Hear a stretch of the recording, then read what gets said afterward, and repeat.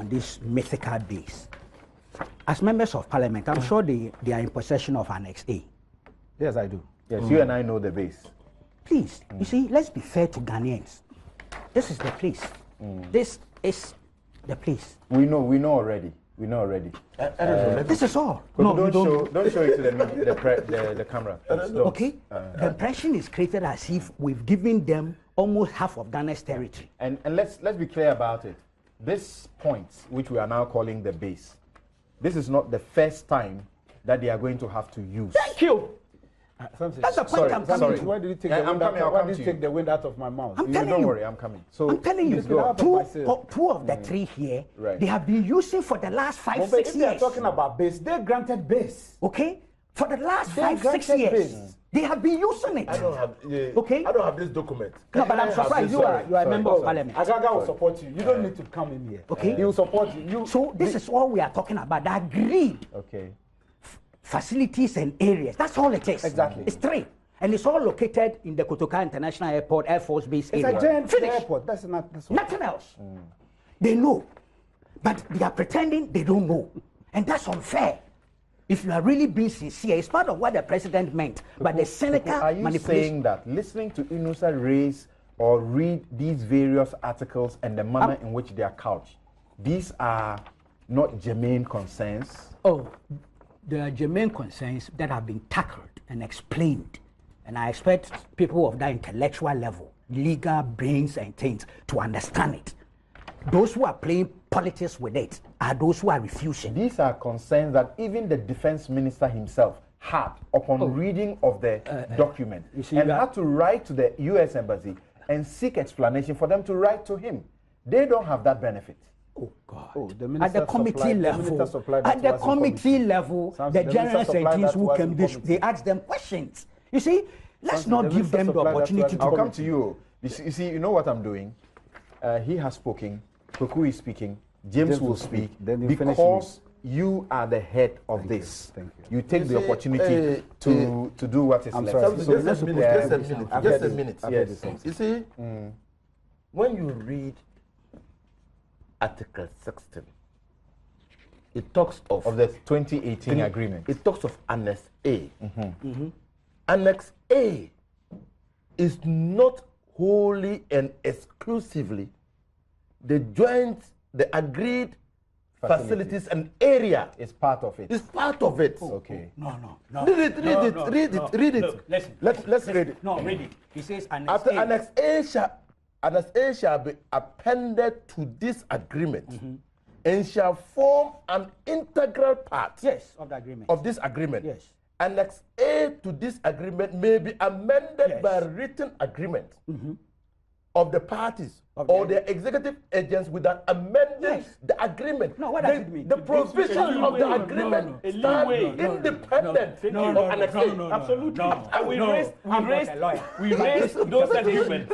Mr. Hussein. Yes. Mr. Hussein. But when we raised those agreements, says that Annex A to this agreement may be amended by written agreement of the parties. Yes. Or discretion. So what is your fear? So if this is not complete, if there is need to add to it, it will come by an amendment. No. It means that Annex A is already in existence. Yes. Okay. It only means that Annex A is already in existence. Nobody disputes that. And it's being incorporated. So it's not exhaustive. That is why this agreement is an enhancement of what you've done in the past. Sorry, can we do document by anyway, let me wait for you. Let me wait for you. It is exhaustive unless an amendment occurs. No. You are reading Annex A. Yes. To mean that Annex A is the exclusive and entire agreed areas and facilities until there is an amendment. Thank you. Read that together with 5.3.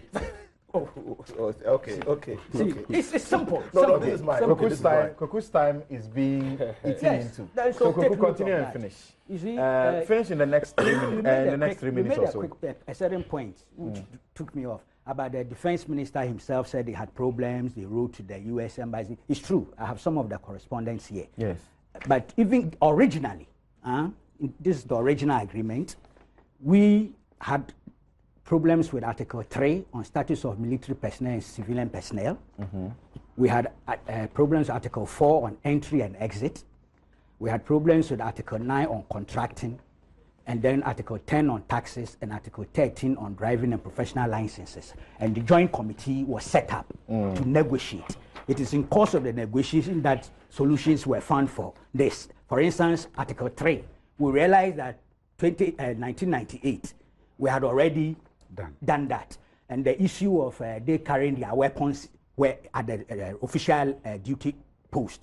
We realized that, you know, Visiting Forces Act 117, 1962 had already taken care of that.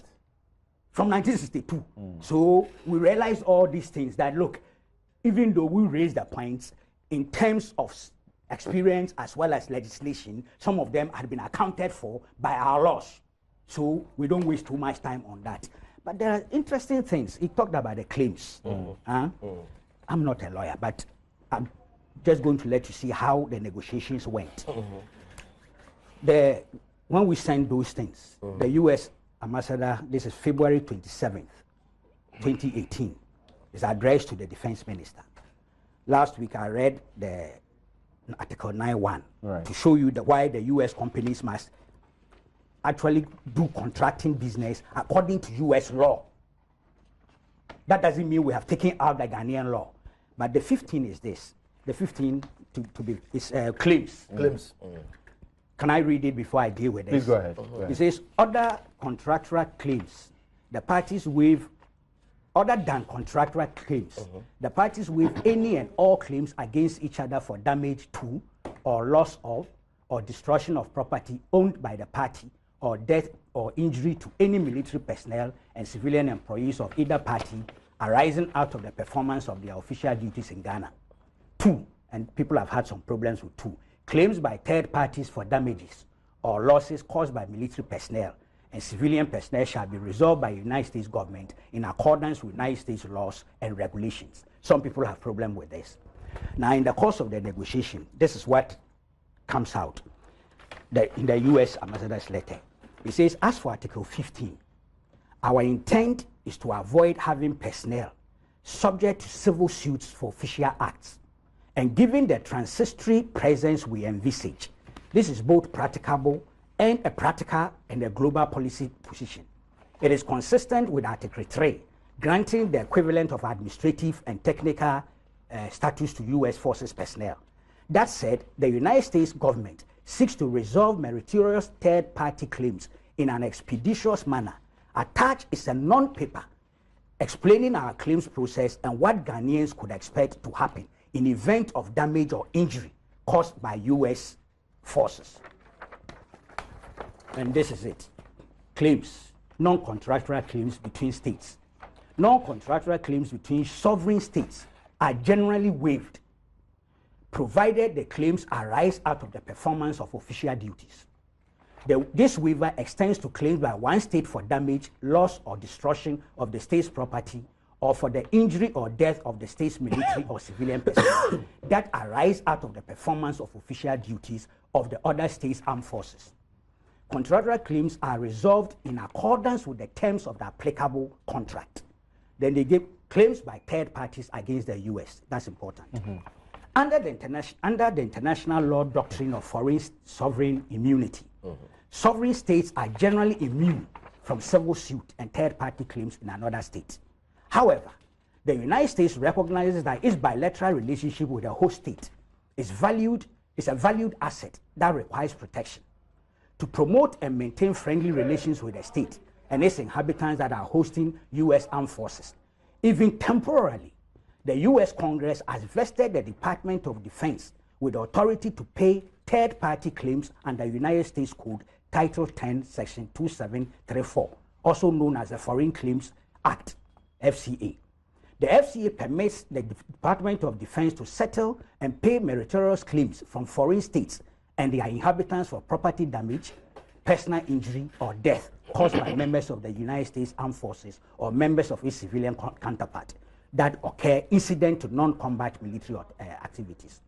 The FCA authorizes the DOD, that's the Department of Defense, to settle and pay meritorious claims caused by the actions of United States forces and members of civilian component in the performance of their official duties. For instance, if a U.S. Army soldier causes a vehicle accident with a local inhabitant in a foreign country while he is transporting military materials on official duty, DOD could compensate the foreign vehicle owner for the damage the car damage to the car and reimbursement of medical expenses. The FCA also permits DOD to settle and pay meritorious claims for the acts of U.S. Armed Forces and members of the civilian component conducted outside the performance of their official duties. For example, if a U.S. Navy sailor causes the same vehicle accident described above while sightseeing on the weekend when she is off duty, DOD may still pay the claim of the foreign vehicle owner. Finally, the FCA is also the mechanism that allows DOD to compensate foreign victims of a crime committed by U.S. Armed Forces or members of the civilian component. In order to ease the burden on inhabitants of foreign countries seeking to file a claim, DOD appoints a designated commanding officer who serves as a central point of contact for claims against U.S. Armed Forces. However, in the case of visiting U.S. Navy warships, the ship will attempt to settle and pay all known claims prior to the ship's departure. This is a international best practice. And Kweku, do you understand why it is wrong to call persons like Inus Hussein mischievous and misleading when they don't have the benefit of this? Oh, but you know because this is not pronounced in the contract. It cannot be. No, wait. Let me finish. Let me finish. That had to get the U.S. to respond. Thank you. But that shows that the negotiators were not robotic. Thank you very much. That shows that the people who were negotiating were not robotic. Thank you very much. And so they raised issues. So but the point I'm making, Can we finish in a minute? Is that, yeah. look, I'm so surprised you think this, my friend, this good lawyer here, didn't know about these things. He's well versed in international relations and international law and claims and counterclaims. Are you suggesting that to describe me as being mischievous is right? No, but if you know and you pretend you don't know, then you are mischievous. That is when he's playing politics. There are many lawyers in this country. This is no news to them. I'm telling you. Claims and counterclaims between sovereign states and this is nothing to them. Okay. It's for people like us that you say, we seek information and get educated, not Husseini. Okay. Kweku, thank you very much. So